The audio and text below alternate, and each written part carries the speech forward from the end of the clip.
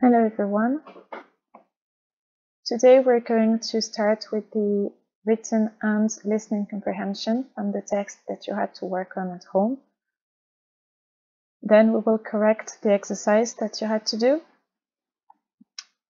And finally we will work on the video, How Well Do You Know Me? To check the vocab and to work on the personality of the characters to revise a little bit of vocab. And then I'll give you homework for next time. Donc on commence par la compréhension écrite orale, c'est le texte que vous aviez à travailler à la maison. Je vous conseille comme d'habitude de bien faire attention en écoutant, de lire au même rythme que ce que vous entendez afin de pouvoir entendre un maximum de mots et de vous concentrer sur la prononciation des mots. C'est parti. The basics of safe social networking. Social networking is a great way to stay in touch and make new friends. However, you should always keep in mind that there are some risks meeting people online, especially if you don't know them in real life. Protect your privacy. Never share your password and set your profile to private. Your personal details are valuable. You should never share them online. Limit your friend list. Don't friend random people. Be careful who you trust. A person can pretend to be someone they are not. Think before you post, chat, upload, or download. Remember, once a photo, video goes public, it floats around the internet forever, and there's no telling who might come across it.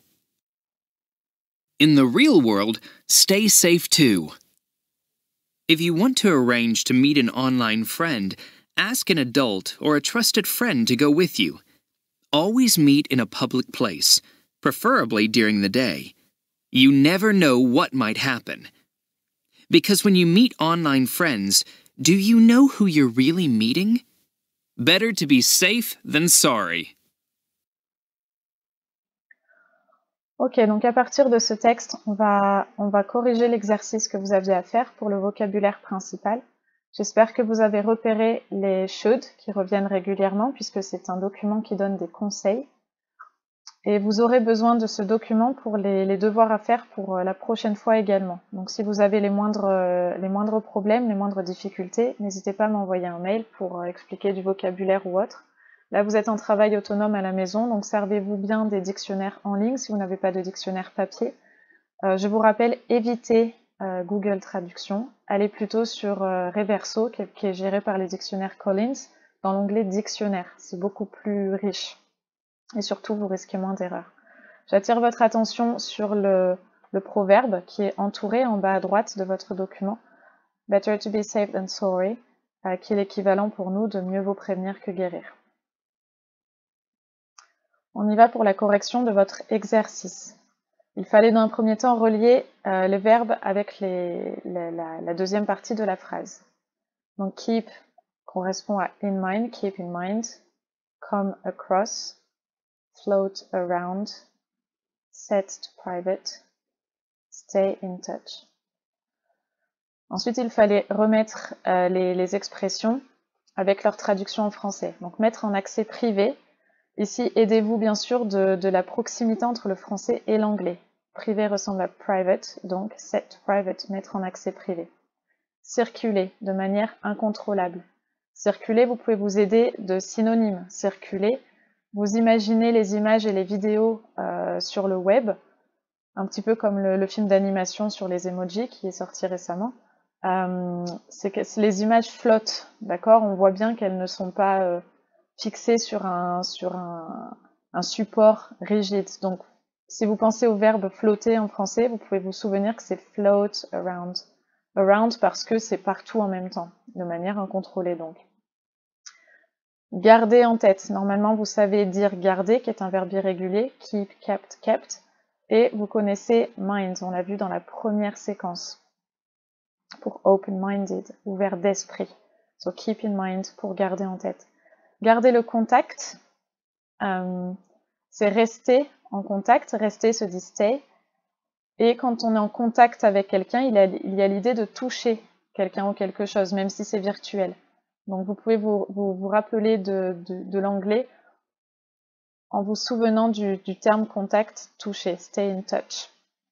Et enfin, tomber sur ou tomber dessous, c'est donc le dernier qui nous reste, come across.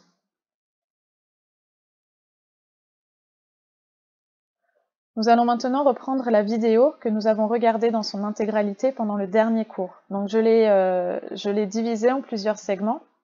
Je vous ai mis le script en dessous de la vidéo au cas où le son ne soit pas très très bon. Et à partir des différents segments, nous allons regarder les différents messages échangés entre les deux personnages et cette fois essayer de déduire le vocabulaire que nous pouvons utiliser pour décrire chaque personnage. Donc en regardant la vidéo, je vais vous demander d'essayer d'associer des adjectifs pour décrire la personnalité de chaque personnage. A few months ago, a girl named Quinn started talking to me online. And over time, she became my best friend, my only friend. Donc ici, vous pouvez bien sûr utiliser l'intonation de la voix off, de le personnage principal qui parle, et la musique qui est en background, les images, voilà, servez-vous de tout. Donc je vous projette les différents messages échangés. On les a rapidement parcourus ensemble en explicitant le vocabulaire, donc j'espère que c'est bon pour tout le monde. Donc quels adjectifs pouvez-vous donner pour définir Hello Kitty, par exemple? Je vous laisse quelques secondes pour réfléchir.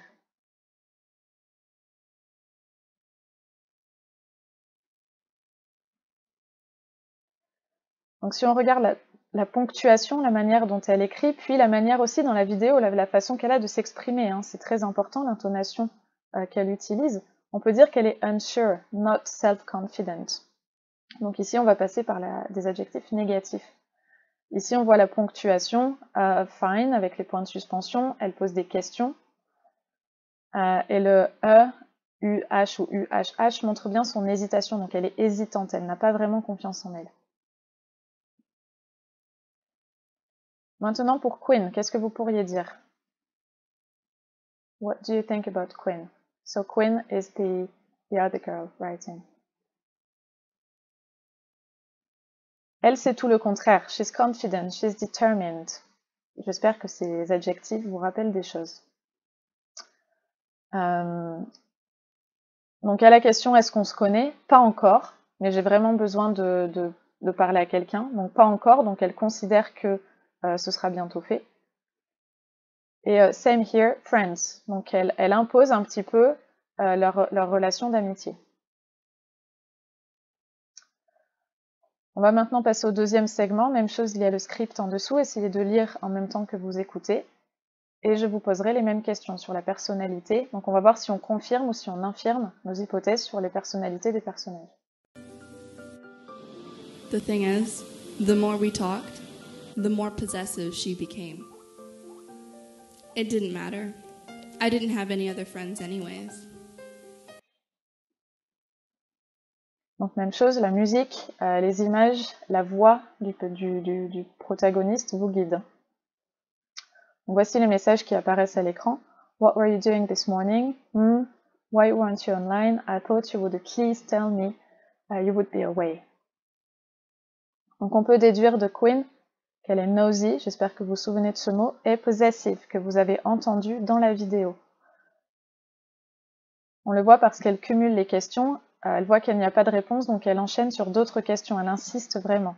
Nosy, je vous rappelle, c'est très curieux, elle veut savoir ce que Hello Kitty fait, pourquoi elle n'est pas en ligne. Et aussi on peut dire elle est bossy.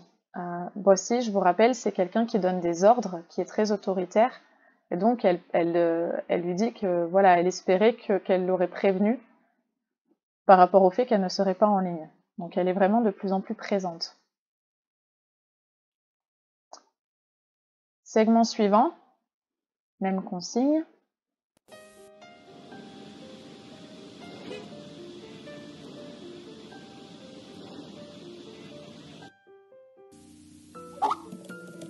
One day we agreed to meet up. so I told her where I lived. We decided to meet at the ferry.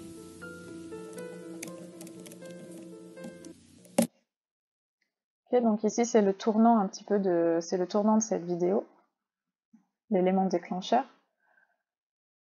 Donc, est-ce qu'on va pouvoir rajouter des adjectifs pour les deux personnages par rapport à ce qu'on a déjà écrit? Je vous laisse réfléchir et je vous laisse le temps de reparcourir les messages parce qu'on les a déjà analysés rapidement en classe. Vous avez peut-être besoin de les relire.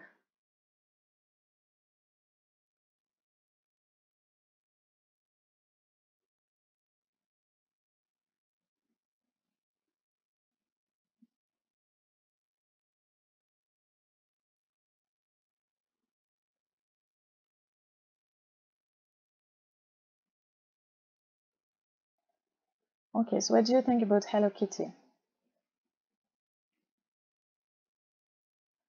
So she is still unsure and not self-confident. You can see that with the question, what or what today? And we explained that the punctuation, le slash ici, là, je vous rappelle, hein, marque l'incertitude. C'est ce qu'on avait expliqué en classe. We can add as well that she's trustful. Thanks for listening. I'm so happy I have a friend like you. Thanks for listening. Donc, merci d'avoir écouté, ce qui veut dire qu'elle lui a confié des choses. Trustful, peut-être vous vous souvenez trust dans les messages précédents. I need someone to trust. Et on avait expliqué que c'était faire confiance. Donc, trustful, c'est l'adjectif qui va aller avec ce verbe. Donc, c'est quelqu'un de confiant, quelqu'un qui fait facilement confiance. Elle fait tellement confiance qu'elle accepte de rencontrer Quinn. I'll meet you at the baggage pick-up. Donc c'est l'endroit où on dépose les bagages avant de rentrer sur le bateau. Donc elle lui donne d'elle-même un lieu de rendez-vous. And then you could always say she's naive. Okay, naive is like the French word, so it's easy to understand. And you can see she's naive because she tells her where she lives, even though she doesn't know her. Now, what about Quinn? We can still say that she's confident and determined, and also we can add a new word, she's pushy. So she insists on meeting her. Donc elle est confiante, elle est déterminée et elle insiste pour la rencontrer. Donc elle continue à poser des questions, elle insiste vraiment pour que Hello Kitty accepte de la rencontrer. Pushy, ça vient du verbe push qui veut dire pousser. Donc quand on est pushy, c'est quand on est vraiment insistant, on pousse les gens à faire quelque chose. Donc ici, elle pose une deuxième question. Where do you live? Donc elle rentre directement dans le domaine du privé ici. I can be there at 3. Donc Hello Kitty donne le lieu de rendez-vous, Ferry Terminal, et Quinn impose l'heure. Ce qui surprend un petit peu Hello Kitty, parce que si vous regardez la réplique suivante, What today, elle ne s'attendait pas nécessairement à ce que la rencontre ait lieu si vite. C'est en ça qu'on peut dire que Quinn est pushy. Les mots en gras sont les mots nouveaux. Je vous incite fortement à les apprendre par cœur. Segment suivant. Il n'y a pas de dialogue, c'est simplement des images et de la musique. Donc, je vais vous demander comment vous pouvez décrire l'atmosphère. On en a déjà un petit peu parlé en classe, on va mettre des mots dessus maintenant. So what do you think about the music or the atmosphere?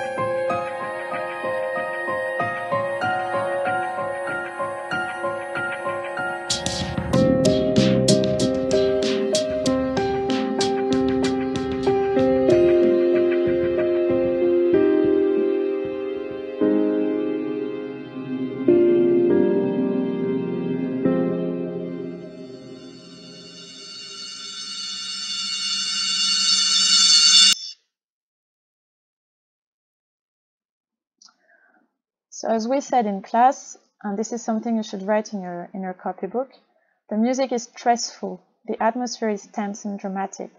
The images show signs of danger. The crow, the corbeau, the grey sky, the yellow warning sign on the floor. Hello Kitty is anxious.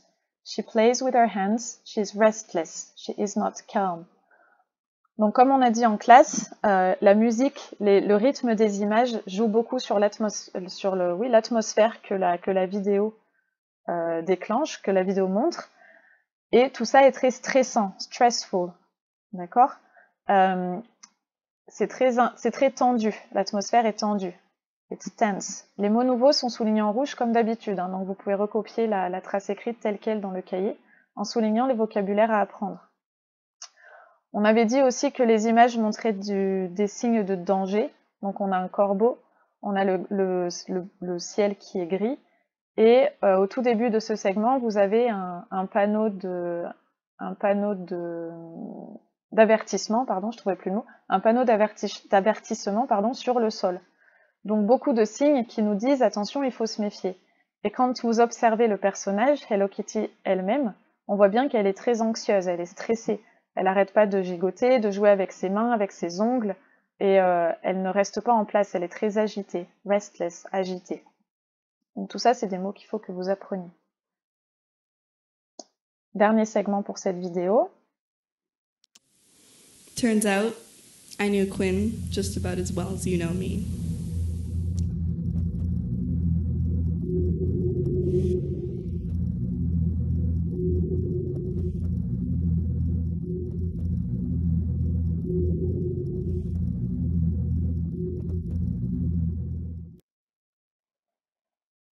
Donc la fin de la vidéo avec le slogan est tout aussi stressante. On va revenir un tout petit peu sur la phrase finale, sur la chute.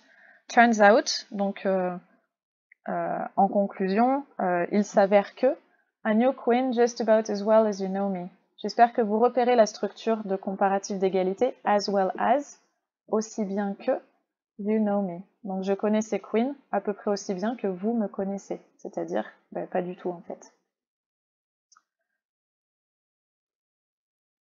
So this is a warning video for you to be aware of the dangers of social networking. Ok, donc pour la prochaine fois, je vous demande de compléter ce tableau à partir de la vidéo qui est en pièce jointe sur le NT dans sa version intégrale et à partir du document à partir duquel vous avez travaillé sur le vocabulaire, le document qu'on a écouté en premier dans cette vidéo aujourd'hui. Donc je vous demande de répartir en 2 colonnes what Hello Kitty should do, what she shouldn't do. Donc vous analysez son comportement, on a vu plein de vocabulaire pour décrire sa personnalité, etc. Et on vous demande en fait de comparer la vidéo et le texte de conseil pour voir ce qu'elle devrait faire, ce qu'elle ne devrait pas faire. Donc vous complétez ce tableau pour la prochaine fois. Alright, thank you for listening. Bye bye.